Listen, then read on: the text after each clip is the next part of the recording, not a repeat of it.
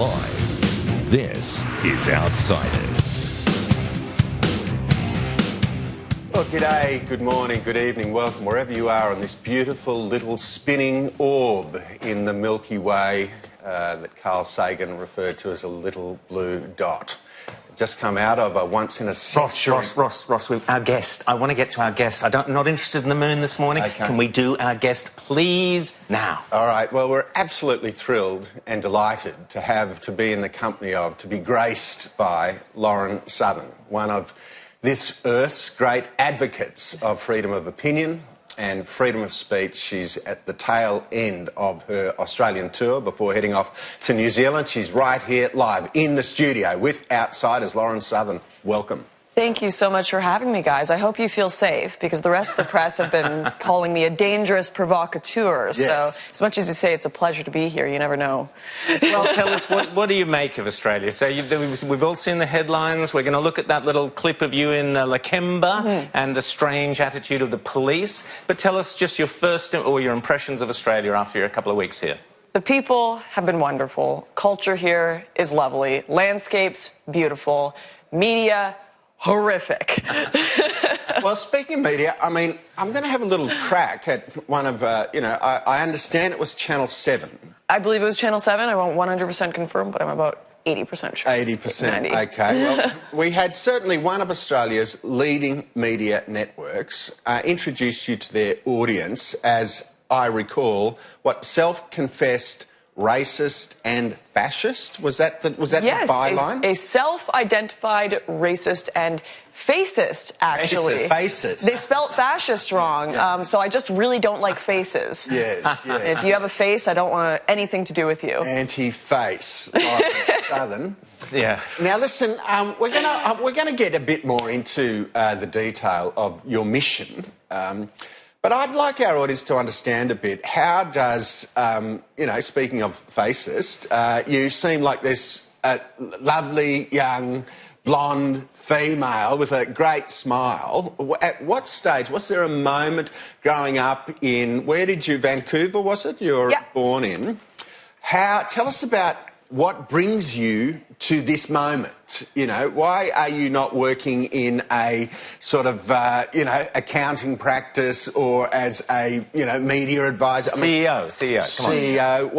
Why are you here? How did this happen? Well, this is the bizarre thing. I don't think I am a particularly special person. There are lots of people that are smarter than me, that have gone through more schooling than I have. The only thing that I would say sets me apart from a lot of people is I'm willing to ask questions that other people won't, and I'm willing to say hard truths that other people won't. And there's a quote by C.S. Lewis where he says, in media, in art, in film, if you try to be original, you're probably going to fail. But if you just try to be honest, 9 times out of 10, you'll find yourself being very, very original.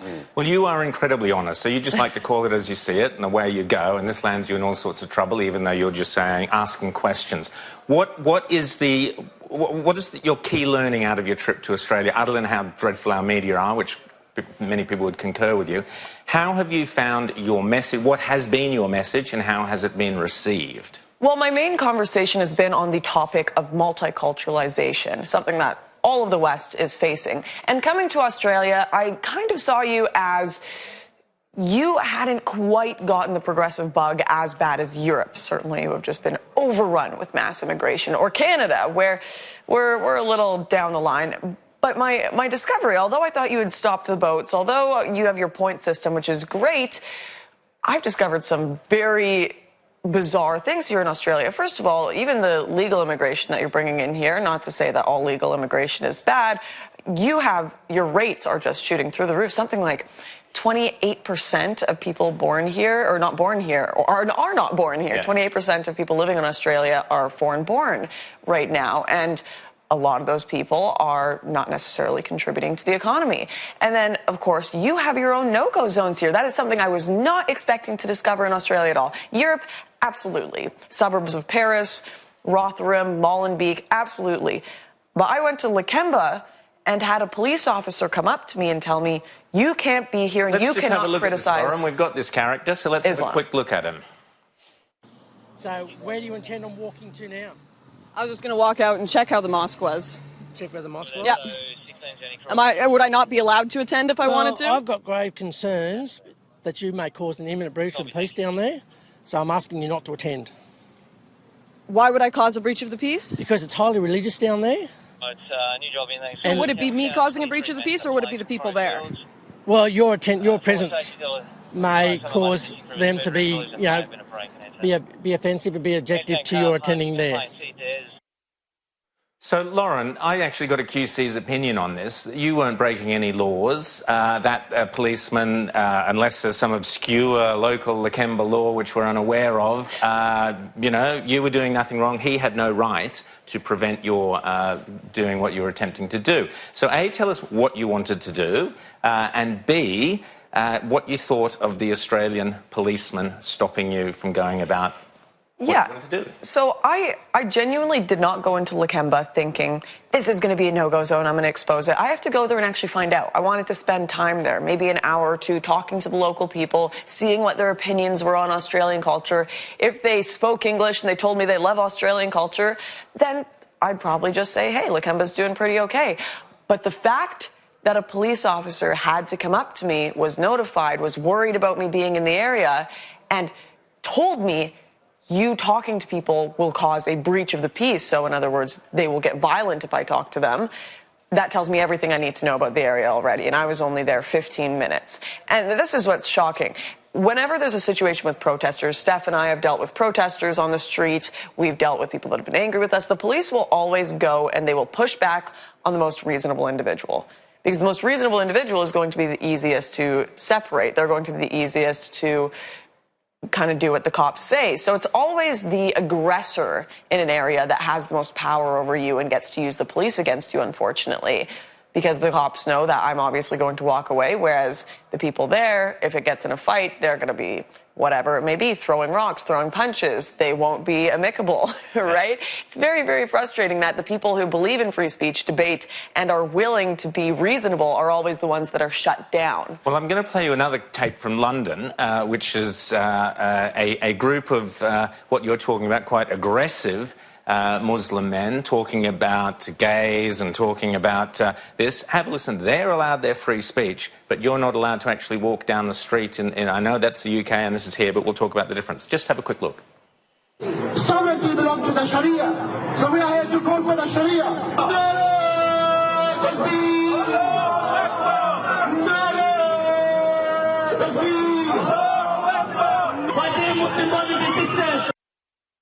So they go on to say some dreadful things about Jews and gays and others, but that is permissible and they're protected by the police. But here in Australia, and you had problems in the UK. So what is happening in the world? Why is Islam protected and yet criticism of Islam is regarded as somehow dangerous? Because we fear Islam. Islam is the dominant cultural force right now. Right now, the West has an identity crisis. We don't even know what our laws are going to be. We don't know what our values are. We've kind of rejected Christianity. We're erasing our statues, tearing our history down, changing our anthems like we have in Canada. We have an identity crisis. Islam knows who they are. They know what they want. They want a global caliphate. And so Islam is dominating the Western world. And right now, this is just an inkling of what the future is going to look like. They're still a minority in Western countries. And while all these people will tout open borders, multiculturalism, as soon as Islamists become over 50% of your population, you will see your country looking exactly like any Islamic nation in the world. And suddenly the LGBT activists won't be as happy about this open borders situation. Suddenly the liberal women that are being stoned for the crime of rape will start to realize what they've gotten themselves into. And I fear that it may have to get to these horrific points before people wake up and open their eyes. But Lauren, let me ask you, I mean, we've seen, for example, in Sweden, that the native-born white Swedes will be a minority, I think by 2040 is what they're saying, but in part, not just because of migration, but because of the fertility of the immigrant population. And so I've got two questions for you. One is, what does Lauren Southern say is the right approach? I mean, if you will say, you will say you're not a racist, as the sort of accusers will make out, but you are seemingly supporting the right of European culture to defend itself against adversaries and competitors. But B, if a culture is simply much more fertile, then doesn't it deserve to inherit the earth?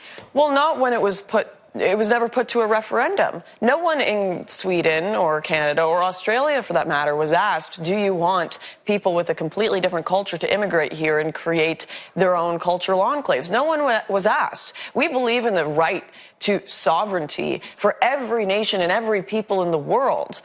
And we respect that. No one is ever telling the Japanese, destroy your culture. You must bring in tons of Koreans. You must bring in tons of Africans, or you are a racist, bigoted nation. No one would say this to Nigerians. They have the right to protect their culture. In fact, we consider it cultural genocide against people like the native population in Canada when they were forcefully assimilated into the European population. So why do European nations not have the right to protect their sovereignty and their identity, their history, and their future? We shouldn't see it any different than any other race. I don't put Europeans on a pedestal. I say they have just as much right to preserve their identity as we believe the importance of the indigenous identities, the importance of African identities, of Asian identities. Part of the problem which that your policeman friend unwittingly stumbled across was he used the term highly religious. Yes. He said you can't walk down outside the mosque, Lauren, because they're highly religious, as if this somehow gave a force field around their ideas and their attitude and their culture. You know, we can debate how religious Islam is or isn't, but it's the political ideology that and the cultural identity that you're criticising, not the religion. Yet the religion acts again as a force field to prevent criticism, correct? Right. Well, people have to understand where these religions came. If someone said it was a highly Christian area, I wouldn't be concerned, because Christianity is actually what formed much of the West and most of our freedoms. And the reason for that is Christianity is based on choice. You can choose to follow God. You can choose to say goodbye. You choose to eat from the tree of good and evil, right? It's all based on these choices that you make, and God gives you that free choice. Whereas Islam has always been based on submission. You submit to Allah, and you cannot leave or you will be killed. So is that a religion that is compatible with Western culture? No. And very well, have your faith. If everyone agrees with you and wants to live in a society under Sharia law, have that. But there was never a referendum here in Australia to bring that here.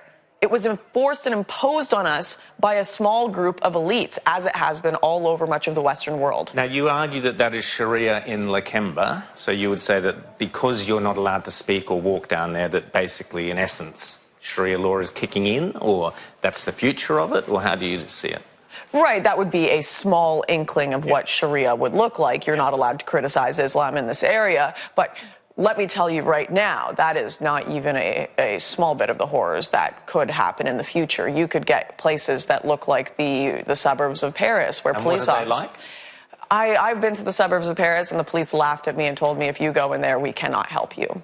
And I was with mainstream media journalists, and they were telling me, put your hair up, hide it, Lauren. Hide your hair, we are going to get in trouble. And within an hour of being there, a man came up to us, luckily a nice man in this area, and he said, they are talking about getting weapons and talking about killing you if you don't leave right now.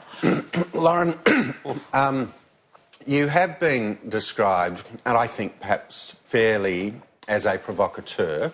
John Stuart Mill, in his great treatise on liberty, said that freedom of speech and freedom of opinion is not the norm throughout history. It's actually the exception to the norm. And that, in effect, if we don't use the muscle of free speech, it will atrophy and be overtaken by a collectivist, universalist, submission to one opinion. Why don't you, in your own words, tell us how you see your mission when you're doing the things which cause anxiety, even to some people we like on the conservative side? Anyone who has ever challenged the status quo throughout history has been considered a provocateur. All I do is question the current order, and that's why people hate me. If you had been a women's rights activist 100 years ago, they would get called the exact same names as me. If you had been like Martin Luther, posting those notes on the church, he was a provocateur of his age, right? It's the only... I am not a crazy person, as much as the media would like to label me. In fact, my opinions were quite the standard opinions 50 years ago. The only thing that has changed is our culture has radicalized more and more to the left. And I've stayed kind of in the center. And therefore, as that Overton window changes, I look more and more far away from the status quo. But really, the world has just gotten more blind and more insane. Well, that's true. You mentioned women's rights and feminism, so I presume that in Australia you were mobbed by feminists applauding you for standing up and being a leading female in leading in your industry, and I imagine they fated you and loved you. Would that be a correct assumption? Of course, the feminists just love me. No. I will say to the feminists, though, that hate me, I had a lovely lady come to our talk last night, and she was asking me what should she tell to her daughter about feminism and just growing up in this world where the genders have been pitched against each other and hate each other so much. And one thing she said was, I believe we are beautifully different. And I thought that was such a lovely quote, because despite what feminists say, women and men, they are not equal, or they are not the same, but we are equal in the sense that we just have different skill sets, and we are beautifully different. A man wouldn't do very well in a childbirthing contest, just like a woman isn't going to do very well in a men's weightlifting contest. We are biologically different, but that they can. Yeah. Some can, but there will always be exceptions, except maybe in the childbirthing aspect for men. Oh no! Now apparently we've learnt. I'm sure it's in Canada or Australia that yes, men can give birth. I suppose I am legally a man. That's right. Tell us about Canada. Because you're a product of Canada, and one that Canada can be proud of, unlike perhaps some others that spring to mind. Tell us about the progressive society in Canada, and under Trudeau, what's it like? Right, so there are a lot of similarities to Australia. We were the first country to really, as a government, embrace multiculturalism. Australia was the second. And Trudeau has really been pushing this. His main quote from the Liberals is, diversity is our strength, diversity is our strength. And this is a really scary thing, because there are areas in Canada, like Vancouver, that have become almost 50% Asian. And it's not assimilated Asian, it's people that refuse to speak the language, that only do business with each other.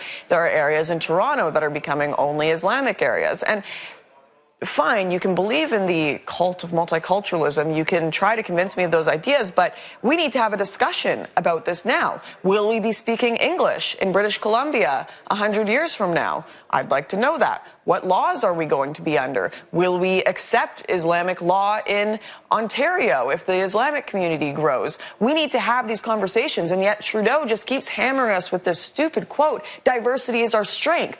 That is not an answer, with no evidence. And they're just words, yeah. Lauren, you're off to Brisbane, about to jump on a flight. We're going to reluctantly let you go in just a moment. Then to New Zealand. And I note that you were the Mayor of Auckland, I think it was, issued a sort of fatwa against Lauren and Stefan appearing in public buildings. This provoked what I was quite encouraged to see, provoked a GoFundMe page to challenge legally this decision. I understand there's been some sort of procedural argument about who actually issued the fatwa. But the thing that encouraged me was something like $50,000 was raised very quickly, but also supported by quite a diverse group of voices who came out and said, some from what I would describe as the traditional left, who don't believe in this monolithic view, in the squash alternative opinions approach, and that quite a broad palette of opinion has come together behind you to say whether we disagree with you or agree with you, you're entitled to express your view in New Zealand. I believe they raised that $50,000 in about one day or something like that. It was amazing. And this is the thing. The media, even people in government, they've been repeatedly saying, oh, Lauren, no one cares about what you have to say. No one wants you here. They hate you. All you have to do is spread your racist, vile, whatever kind of slander they put on me.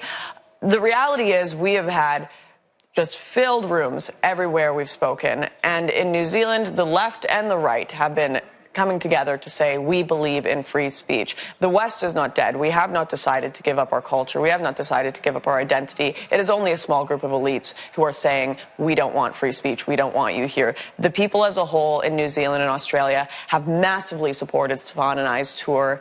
And it's just been a beautiful thing. So we will be speaking in Auckland despite all the opposition, despite all the hate.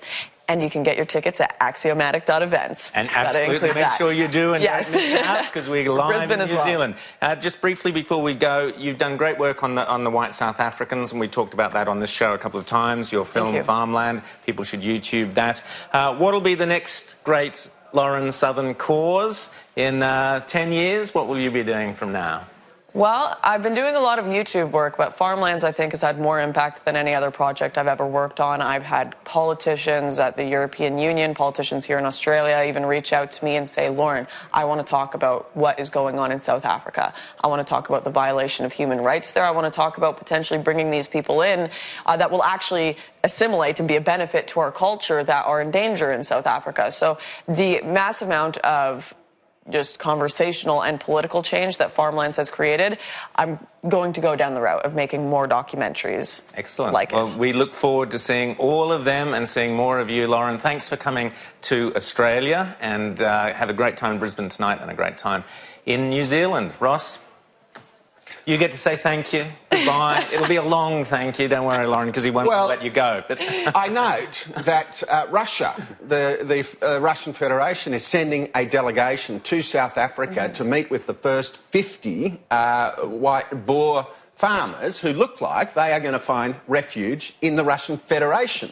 They're on the balls of their feet. The Russians are welcoming those who are suffering a genuine fear of well-founded fear of persecution.